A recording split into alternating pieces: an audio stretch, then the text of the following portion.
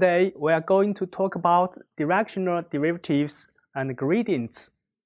In section 2, we learned the partial derivative, which measures the rate of change, and the partial derivative measures the slope of tangent line in directions parallel to the coordinate axis. In this section, we will study the rate of change of f in any arbitrary direction. This leads to the concept of the directional derivatives, which in turn is related to the gradients. Then, how to define the directional derivative and what's the connection with gradients. Definition: let P is a fixed point in R2. F is a function of two variables x and y. P prime is in a neighborhood of P. L is a direction passing through the point P with directional angles alpha beta. If the following limit exists, then the limit value is called the directional derivative of f at the point P in the direction L, denoted by this notation, read partial f partial L. From the definition, the directional derivative is the rate of change of the function along the direction of half line. When does the function have a directional derivative? How to calculate? We have the following theorem. Theorem: let f be differentiable at xy. Then f has a directional derivative at the point P in any given direction L, and the partial f partial L has the following formula, where alpha beta are the directional angles of L. Proof: since fxy is differentiable, then the increment can be represented by the following expression. Dividing both sides by rho at the same time, we get this equation. Note that delta x over rho equals cosine alpha, delta y over rho cosine equals cosine beta, and the limit of this term is 0 as rho approaches 0. Let rho approach 0 and take the limits on both sides. The directional derivative equals fx cosine alpha plus fy cosine beta. In the formula, cosine alpha cosine beta are the directional cosines of the direction L, and alpha beta are in the interval 0 pi. Calculating the directional derivative only needs to know the partials of the function and the direction L.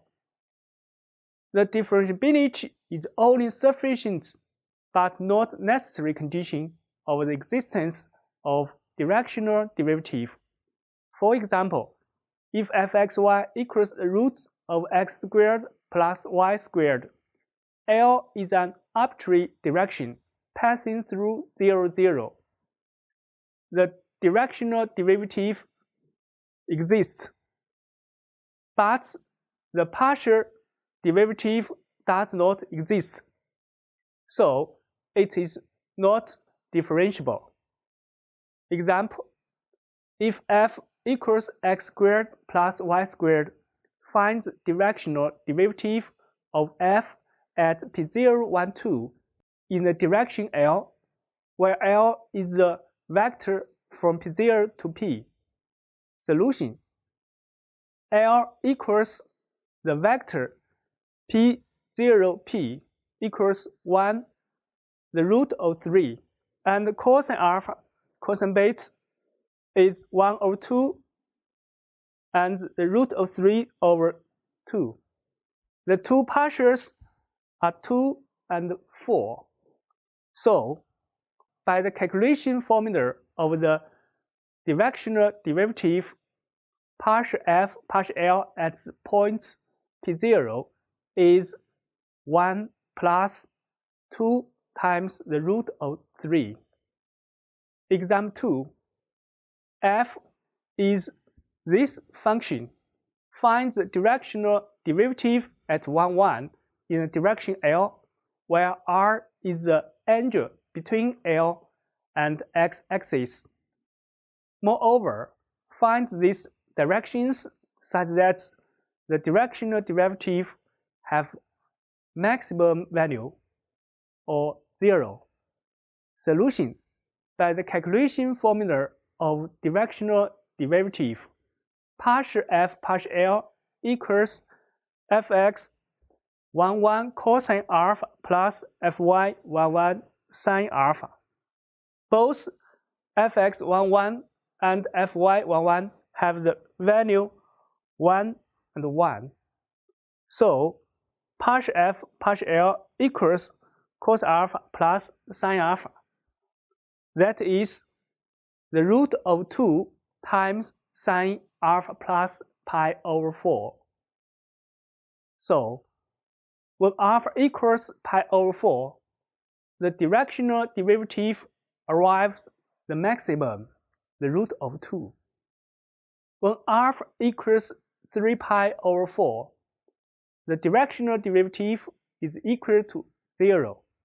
With obvious modifications, we can generalize the definition and calculation formula to functions of 3 or more variables.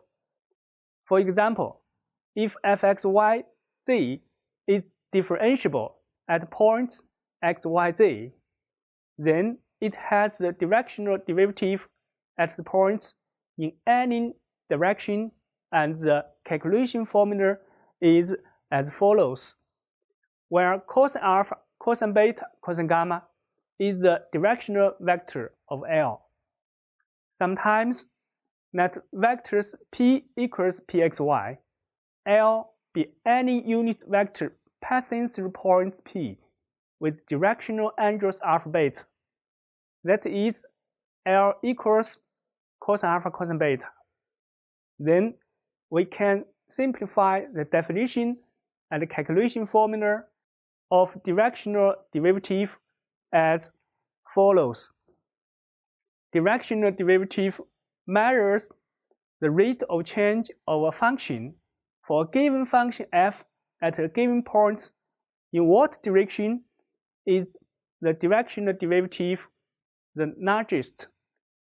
That is, in what direction the function is changing most rapidly. From the calculation formula, when cosine the gradient fp(L) equals 1, that is, the gradient fp and L are in the same directions, directional derivatives has the maximum value, and the maximum is the norm of the gradient of f. Let's look back the formula. The connection between directional derivatives and gradients, we can understand it in two aspects. The gradient of function at a certain point is a vector. Its direction is the direction of the maximum direction derivative. Its module is the maximum value of the directional derivative. Also the following expression. Directional derivative is regarded as a function of direction. When L and gradient fp are in the same directions, partial f partial L has the maximum, the modulus of the gradient of fp.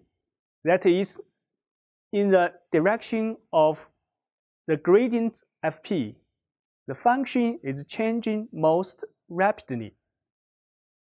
When L and the gradient of fp are in the opposite directions, partial f partial L has the minimum minus the norm of the gradient of fp.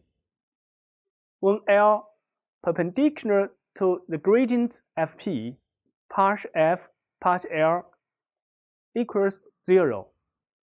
Example 3.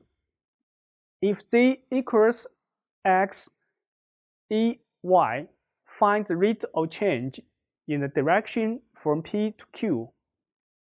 Find the maximum growth rate and the corresponding direction. The rate of change is the directional derivative. According to the connection between directional derivative and gradient, we need to calculate the gradient at P and the unit vector in PQ direction. Note PQ equals this vector, its direction cosine, cos alpha, cosine beta.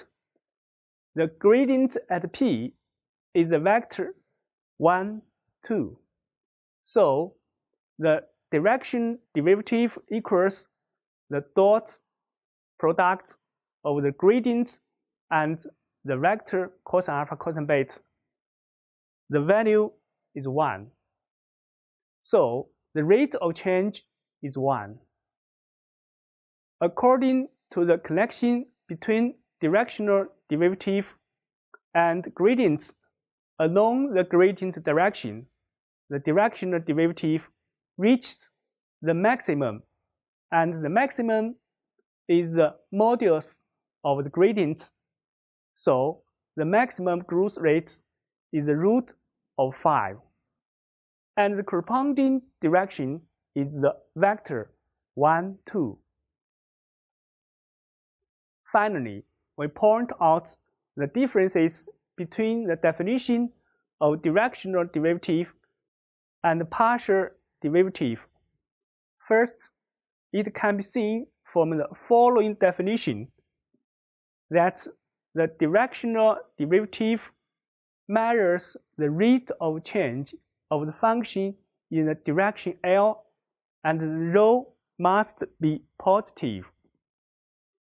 Second, the partial derivatives measures the change rates of the function at certain points along the direction parallel to the coordinate axis.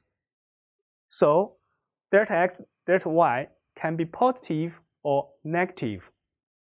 Today, we learned the concepts, existence, condition, and calculation method of directional derivative. We also studied the connection between the directional derivative and gradients. Thank you.